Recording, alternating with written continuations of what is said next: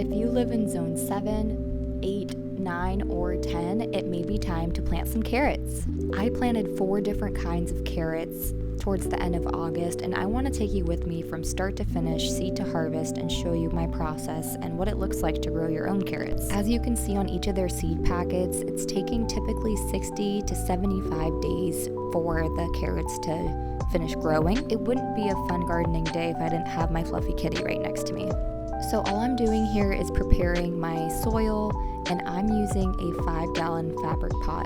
I made sure that I put enough dirt that's about 6 to 8 inches at least to make sure that the carrots have enough room to grow. I saw a TikTok user talk about the concept of chaos gardening, and I love that idea for these carrots. Because the seed spacing is half an inch or a quarter of an inch, I just decided to sprinkle it and just see how it goes.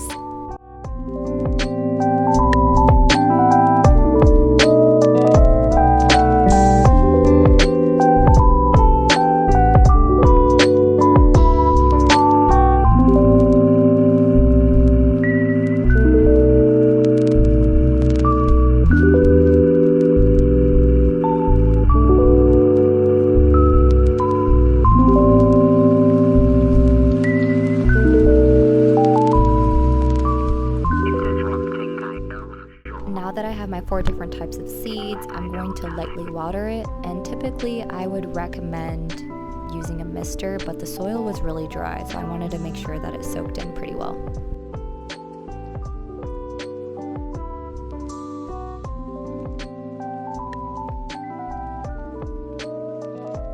And this is the most important part. You want to label your seedlings, and you want to add the date that you planted, because you will not remember. Trust me.